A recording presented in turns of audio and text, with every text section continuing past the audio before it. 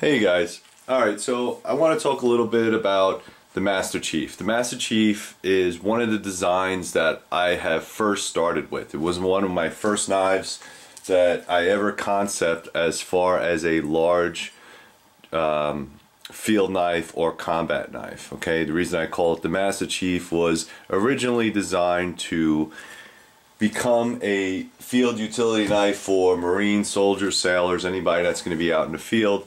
And throughout the years I kind of modified it and changed some things around. It doesn't have the slope, the drop point as it once did. It's more now of a clip point, etc. I added different handle materials. My grinding skills got a lot better. And all the good positives that you would want inside of a knife maker, and of course inside of his designs or her designs. I think that the Master Chief is an excellent knife, and I think I originally started with about 40 blades, and it's come time to let it go. Alright, and what I mean by that is I'm going to be retiring this blade, or this blade profile. So if you were lucky enough to get one, lucky enough to buy one, that's great, hold on to it. I hope someday it'll be a collector's item. Most of them will have my stamp on it. As you can see right here, my name is stamped into the blade. Okay, I don't know if you could see that. So the ones that, are out there that have my name on it, I'm never going to change my name. So you guys get the idea. Hopefully it's a collector's item. I mean, the two knives that you see right there, those are the two finished knives. I think one's going to Magnus, and then the other one's going to Ralph. I'm not going to say their last name. This one right here is actually being shipped overseas to somebody else, Finland, I believe. So that one's not even started. The ones to my left, you could see I only have 1, 2, 3 left. Those are 1095 high carbon steel, 3/16 inch thick. It's kind of sad to see it go, but I think it's important to move on. I think it's important to start creating different blades and using more of my imagination and to really get into it. As you can see, if you ever looked at some of the, I'll post some old Master Chiefs at the end of this video, and you can actually see from then until now and get a real idea of how this blade had started and where it ended up at. And I think mostly it's positive. And it's one of those things where I think it's going to be great. It's going to be great for me because I get to now express new blades and new designs, and that's sort of where I want to run my own company. I want to make sure that it takes off in a new positive direction. I want it to expand itself beyond my limits. So I would love to be a knife maker full-time. Unfortunately, that's not possible right now, but it would be amazing. I think that the steel selection was excellent from the beginning. 1095 is a very good high carbon steel. If you're looking for a field knife, this is an excellent choice.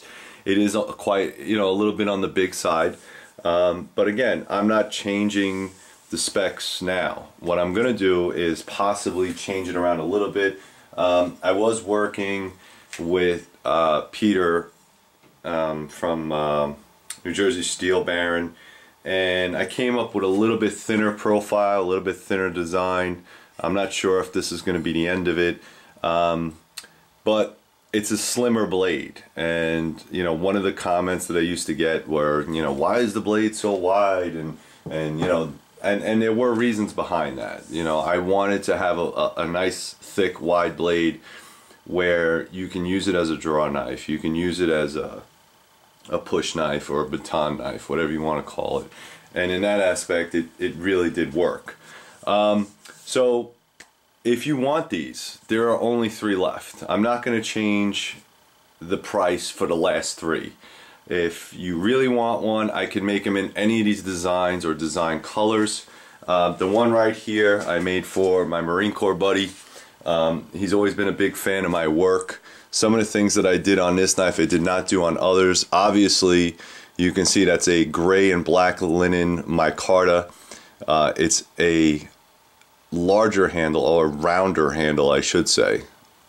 It is gun blued, and it does have a swedge on top.